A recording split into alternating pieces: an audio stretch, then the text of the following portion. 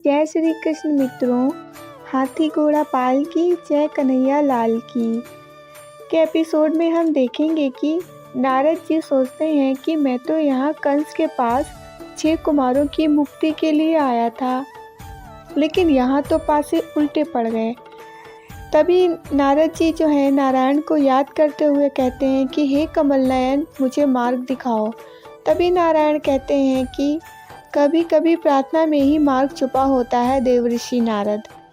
तभी नारद कंस से कहते हैं कि तुम्हें 8वीं संतान का ही वध करना है। एक कमल का फूल कंस को देते हैं नारद और कहते हैं तनिक गिन के मुझे 8वीं पत्ती दे दो। कंस उसमें 8वीं पत्ती गिनता है, मगर नारद जो होते हैं वो कंस से कहते हैं कि सावधान, तुम्हें केवल 8वीं पत्ती ही देनी है। तभी कंस कहता है कि ये 8वीं ही है। तभी नारद कहते हैं अच्छा, अगर मैं इस कमल को थोड़ा सा घुमा लूँ तो 8वीं पत्ती कहाँ है? तभी कंस कहता है कि ये कैसी पहेली है नारद। तभी नारद कहते हैं यही तो हेर फेर है, देवताओं ने फैलाया है अंधेर है इस फूल की पंखड़ियों की भांति। तभी कंस कहता है कि ठीक कहा नारद, मैं देवकी की 8 संतानों का वध करूँगा। तुम्हारी 8 पंखड़ियों की पहेली समाप्त कर दी मैंने। तभी नारद वहाँ से जाने लगते हैं। कंस नारद को रोकता है। कंस कहता है कि जब यहाँ आए हो तो नारायण के लिए संदेश लेते जाओ। जब तुम यहाँ आए तो मैं समझ गया था कि तुम मुझे उकसाने के लिए आए हो।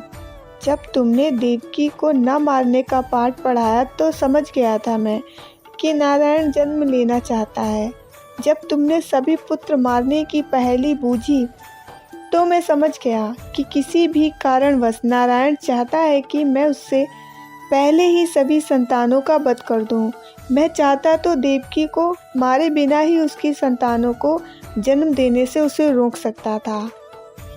आरंभ से अंत तक वैसा ही होगा जैसा तुम्हारा नारायण चाहता है, पर इस कथा का अंत तो वो होगा जो कंस लिखेगा। नारायण के उस अवतार के लहू से सिद्ध करेगा कि कंस डरता नहीं, डराता है। कंस नारायण का सामना करने के लिए सज्ज रहता है। तभी नारद कहते हैं कार्य सफल हुआ। नारायण कहते हैं कि नारद से कार्य तो सफल ही होना था। अहंकार कंस को जागने नहीं देता और उसके अहंकार को आप सोने नहीं दिया। तभी कुमार नारद को धन्यवाद करते हैं। इधर कारागार में देवकी अपनी 8वीं संतान को जन्म देने जा रही होती है। देवकी को काफ़ी दर्द और पीड़ा हो रही होती है और वो काफ़ी दर्द और पीड़ा सहने के बाद देवकी एक पुत्र को जन्म देती है। पुत्र को जन्म देते ही देवकी वासुदेव का पुत्र आँख नहीं खोल रहा होता है। वो लोग बहुत कोशिश कर रहे होते हैं लेकिन पुत्र आँख नहीं खोल रहा होता है। तभी वहाँ कंस आ जाता है और कहता है कि भांजा बहुत समझदार है, जानता है कि मामा को शोर नहीं पसंद है और बच्चा देवकी से छीनकर वहाँ से लेकर चला जाता है। देवकी और वासुदेव बहुत रोकते हैं कंस को, मगर कंस उससे लिए चला जाता है और बच्चे से कहता है आंखें खोलो, मामा को पहली और आखिरी बार देख लो। तभी बच्चा रोने लगता है और उसे कंस लेके वहाँ से चला जाता है। देवकी और वासुदेव को बच्चे को रोकने की, जब बच्चा रो रहा होता है उसकी आवाज़ आना बंद हो जाती है, तब वो समझ जाते हैं और देवकी बेहोश हो जाती है। तभी इधर सारे कुमार दुखी होते हैं। कंस कहता है कि देख लिया नारद। तभी नारायण कुमारों से कहते हैं कि आपसे एक को मुक्ति मिल गई, समय के साथ सभी को मिल जाएगी। मैं जानता हूँ आप दुखी हैं क्योंकि अपनी मुक्ति के लिए किसी माता को पीड़ा देना पीड़ा का कारण बनना पड़ रहा है। नारायण कहते हैं कि सुख हो या दुख, दिन हो या रात, सभी एक दूसरे के पूरक हैं। कहीं दिन होता है तो कभी रात होती है, कहीं किसी का सुख किसी के लिए दुख है तो किसी का दुख किसी के लिए सुख है। यही इस नीति का चक्र है, ये ऐसे ही चलता रहेगा। इसलिए आवश्यक है कि कुमार कि हम जिस क्षण में जी रहे हैं उसे जिएं। यदि एक क्षण उत्सव का है तो उसका भरपूर आनंद उठाएं, क्योंकि कर्म और फल का महाचक्र तो चलता ही रहेगा। यह उत्सव भी देगा अवसाद भी। आज माँ देवकी को देखकर कंस उत्सव मना रहा है।